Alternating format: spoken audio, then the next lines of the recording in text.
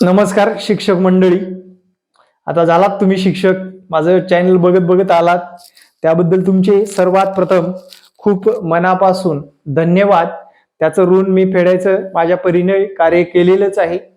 पण विद्यार्थी मित्रांनो, माझं एक तुमच्यासाठी आव्हान असणार आहे आणि ते प्लीज आव्हान पेला. येत्या काळामध्ये तुमची एक वेगळी छाप समाजामध्ये निर्माण होणार आहे. समूह उपदेशन चालू आहे. सध्या शिक्षक भरतीमध्ये वेग आलेला आहे. विद्यार्थ्यांचे डॉक्युमेंट चांगले क्लिअर झालेले आहेत. पहिला टप्पा पूर्ण झाला आहे. नेक्स्ट टप्पा लवकरच येणार आहे. नेक्स्ट टप्प्याची वाट बघणारे विद्यार्थी असतील किंवा पहिल्या टप्प्यामध्ये सक्सेस झालेल्या विद्यार्थ्यांनी एक माझं आव्हान पेलायचं आहे. येणाऱ्या आगामी काळामध्ये आपल्याला चांगली एक पिढी निर्माण करायची आहे आणि विद्यार्थी मित्रांनो ठामपणे आणि प्रामाणिकपणे काम करायचं आहे. माझं एक छोट्या माणसाचं छोटं आव्हान असं आहे, विद्यार्थी मित्रांनो, आपण शिक्षक झालोय, आता आपण समाज घडवण्यासाठी समाजामध्ये एंट्री मारतोय.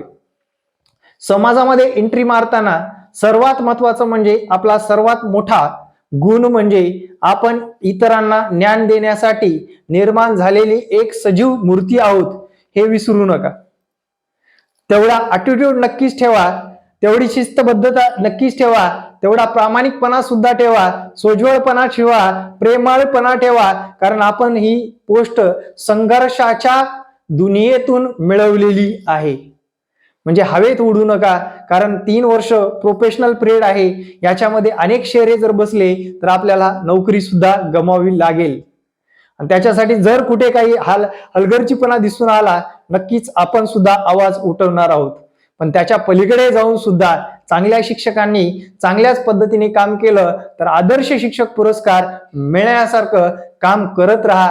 तरच येत्या कामामध्ये तुम्हाला त्यात सर्वाधिक समाधान मिळणार आहे. सर्वाधिक पगारापेक्षा सर्वात मोठा मान मिळणार आहे आणि त्या मानाला स्वीकारण्यासाठी तुम्ही शिक्षक झालात. मित्रांनो लक्षात ठेवा, या पृथ्वी तलावावर अशी एकमेव वस्तू अशी आहे, गुरु ही अशी वस्तू आहे मित्रांनो, जे की कधीच न संपणारी, कधीच कुणाच्या तोंडातून न मिटणारी गोष्ट आहे, न फिटणारी गोष्ट आहे. कारण प्रत्येक गुरु हा एखाद्या शिष्याला चांगल्या प्रकारे घडवूनच पाठवतो, सल्ला हा चांगला देत असतो. आता विद्यार्थी मित्रांनो लक्षात घ्या, शिक्षक भरतीमध्ये खूप अडथळे असताना सुद्धा आपलं सिलेक्शन झालेलं आहे. म्हणजे आपल्या तळागाळातील, आपल्या मनातील, आपल्या आईवडिलाचे, आपल्या मिस्टरांचे, आपल्या सगळे नातेवाईकांचे स्वप्न साकार झालेले आहेत. एकदम आपल्या चेहऱ्यावर खुशीचं वातावरण आहे. त्यावेळेस एक पुंडे सरांचा सल्ला म्हणून विद्यार्थी मित्रांनो तुम्हाला एक सल्ला पाळायचा आहे. तुम्ही जेव्हा ज्या शाळेमध्ये जाल त्या शाळेमध्ये तुमची छाप निर्माण करण्यासाठी माझ्यासारखं एखादं युट्यूब चॅनल का चालू करणार नाही? तुम्ही युट्यूब चॅनलवर वेगळं काही टाकायचं नाही. शाळेतले उपक्रम टाका, शाळेतली वेगळी पद्धत दाखवा, शाळेतील आपण कसं टेक्निकली एकदम स्मार्ट आहोत हे दाखवण्याचा प्रयत्न करा. मित्रांनो, पहिल्या दिवशी जी छाप पडणार आहे ती आयुष्यभर टिकणार आहे. आणि जे काही रखडलेले, जे की कोणत्याही गोष्टीमध्ये ऍक्टिव्ह नसणारे शिक्षक आहेत, त्यांना प्रगतीच्या वाटेवर नेण्यासाठी आपली नियुक्ती झालेली आहे, हे समजायला विसरू नका. आणि युट्यूब चॅनल स्वतःचे चालू करा, एवढंच मी आव्हान सांगतो मित्रांनो. आणि तुम्हाला या सर्व लिंक्स वगैरे तुम्हाला युट्यूबवर मिळून जातील. How to create YouTube channel असं टाकल्या मिळून जातील. आणि का करा असं म्हणतोय, कारण समाजामध्ये आपली वेगळी छाप निर्माण करा. समाजामध्ये आपलं काय वेगळं पण आहे निर्माण करा. मित्रांनो, सगळ्या ऍक्टिव्हिटी जर तुम्ही सोशल मीडियाला टाकत राहिलात, तुमच्यासारखा प्रगतिशील शिक्षकच होणे नाही. यासाठी माझं सर्वांना आव्हान आहे, जे की सोशल मीडियाला सुद्धा तुम्ही ऍक्टिव्ह व्हा, विद्यार्थ्यांना शिकवा.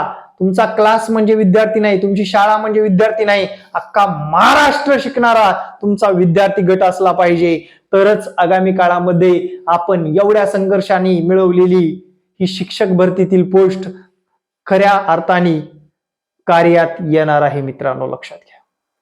त्या पलीकडे जाऊन डिजिटल शिक्षण, जे की मराठी शाळेचा वारंवार बोललं जातं की इंग्लिश मिडियम केलं जावं, इंग्लिश मिडियम नुसार शिकवलं जावं, ते मराठीची छाप पाडण्यासाठी आपली नियुक्ती झालेली आहे. मराठीचं एक वेगळंपण निर्माण करण्यासाठी नियुक्ती झालेली आहे. हे डोक्यात ठेवून यांना डिजिटल शिक्षण द्या. खेड्यापाड्यातील गोरगरिबाच्या विद्यार्थ्यांना तळमळीने शिकवा, तरच आगामी काळामध्ये आपल्याला शांती लाभणार आहे. लक्षात ठेवा. नसता आपल्याला एवढी मोठी पोस्ट भेटून सुद्धा शांती लाभणार नाही.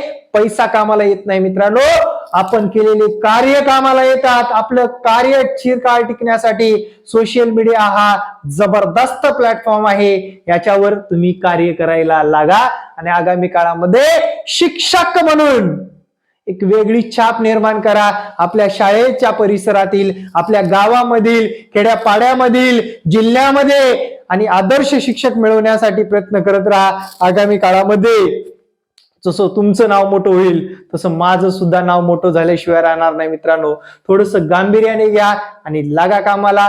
हाच माझा संदेश तुमच्यासाठी होता, हेच माझं आव्हान होतं.